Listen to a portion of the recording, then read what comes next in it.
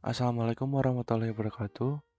Perkenalkan, saya dari mahasiswa D3 Teknologi Telekomunikasi Telkom University. Di sini saya akan menjelaskan atau membuat antena dipol dengan menggunakan CST Studio Swipe. Oke, kita langsung saja ke pengerjaan antena dipolnya. Yang pertama, kita klik New Template. Kemudian kita pilih microwave dan RF atau optical. Kemudian di sini kita pilih yang antenas. Kita next. Nah, karena di sini kita akan membuat antena dipol, kita harus menggunakan wire. Next. Nah, untuk solversnya kita klik atau pilih yang time domain. Kita next. Nah, di sini saya akan membuat antena dipol dengan frekuensi 600 MHz. Untuk dimensinya saya akan menggunakan tetap milimeter dan frekuensinya akan saya ganti ke MHz.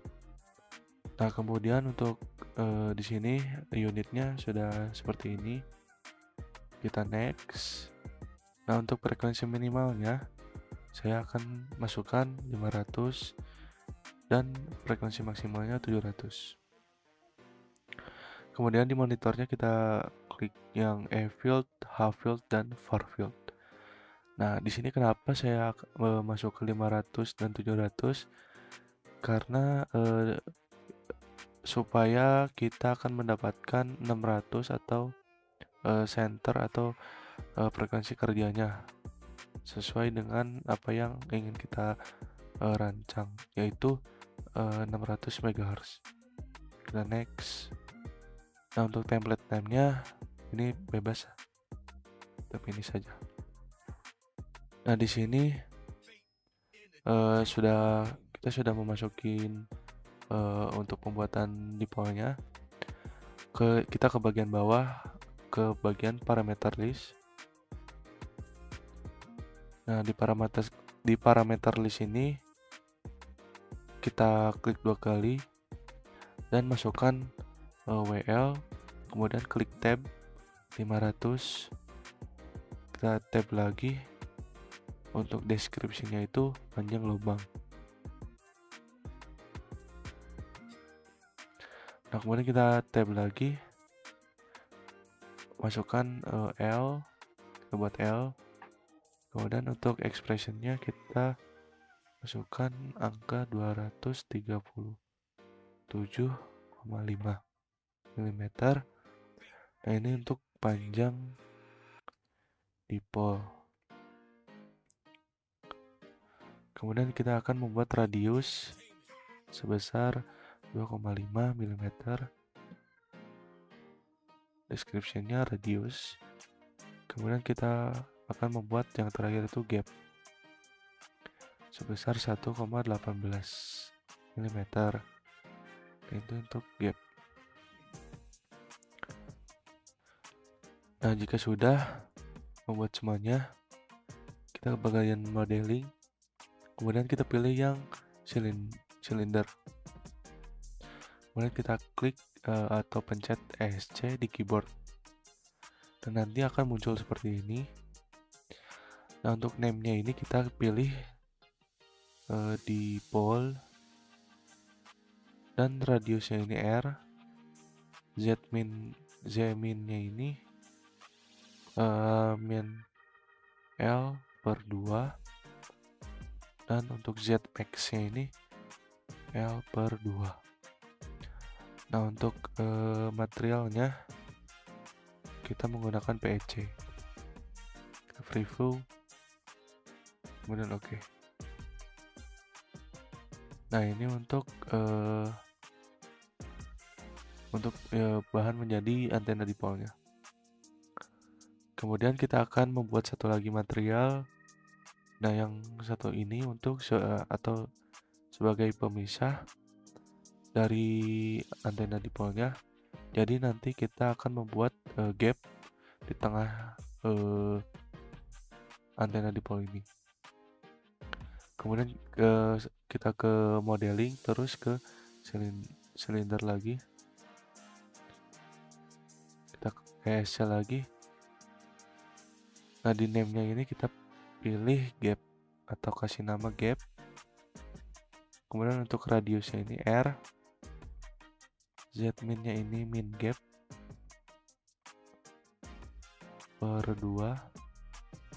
Untuk Z-max-nya gap per 2. Nah, untuk materialnya kita pilih yang vakum. Kita preview. Kemudian oke. Nah, ini untuk oke aja. Nah, ini sudah kelihatan untuk material keduanya.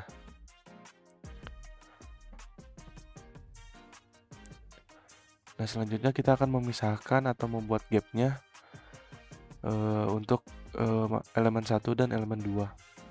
Caranya kita ke komponen sini, bagian komponen, kita kayak expand lagi. Kemudian pilih dipole. Nah, di sini ada boolean, kita expand booleannya. Kemudian kita subtract. Kemudian pilih gap, enter. Nah, jadi dipole-nya ini akan terbagi dua menjadi dua elemen 1 dan elemen 2. Nah, selanjutnya kita ke bagian simulasi. Nah, di sini kita akan menyambungkan elemen 1 dan elemen 2-nya. Kemudian kita ke discrete port. Nah, di sini kita isi yang Z1-nya yaitu min L per 2 dan L per 2. Kita apply. Kemudian oke. Nah, ini merupakan penyatu daya yang akan menghubungkan elemen 1 dan elemen 2-nya. Nah, selanjutnya kita akan kita akan menjalankan simulasinya dengan cara setup solver ini. Kita klik. Nah, untuk akurasinya kita biarkan minus 40 dB. Dan untuk fix impedance-nya kita biarkan juga 50 ohm. Kita start. Nah, di sini kita tunggu prosesnya sehingga selesai.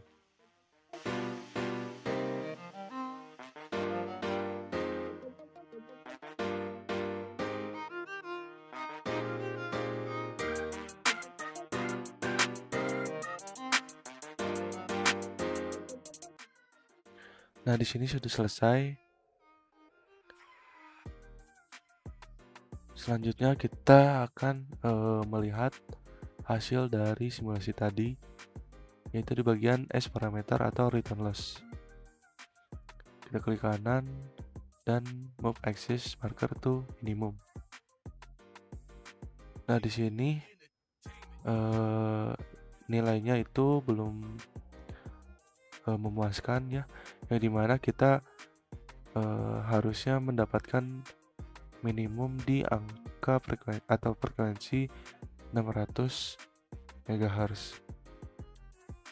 Tapi di sini sudah bagus untuk return loss-nya itu sudah minus 10.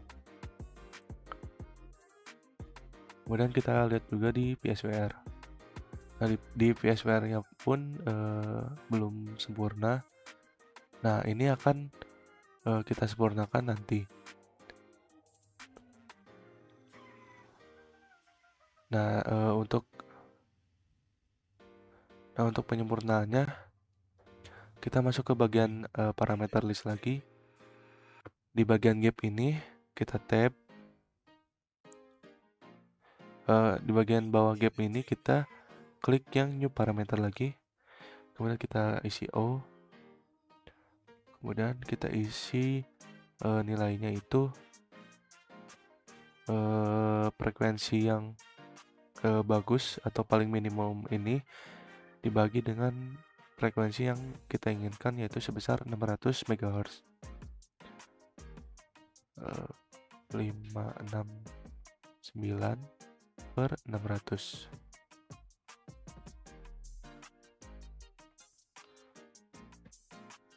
Ini deskripsinya kita ketik optimasi. Nah, kemudian kita ke di bagian L di parameter listnya, kita tambahkan kali O. Enter.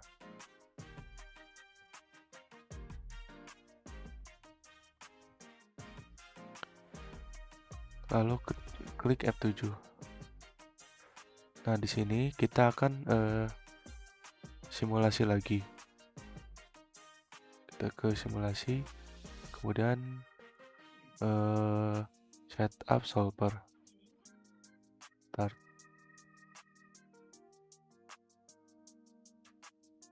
Nah, di sini kita tunggu lagi.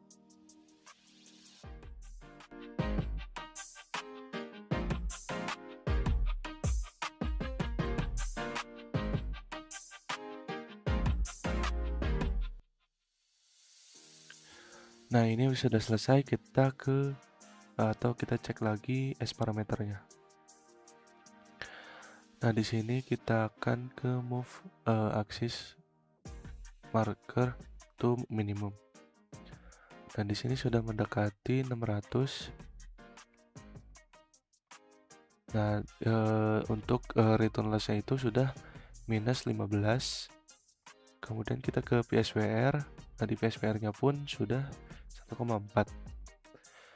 Nah, untuk PSWR ini harus mendekati 1 dan kurang dari 2.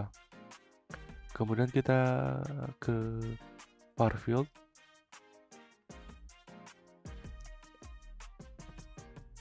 Kemudian kita di far field ini pilih yang medan jauhnya itu yang 600.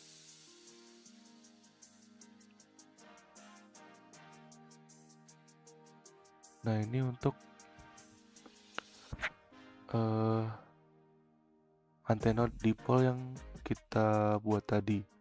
Nah, antena dipol ini memiliki pola radiasi omnidireksional. Jadi antena dipol ini tidak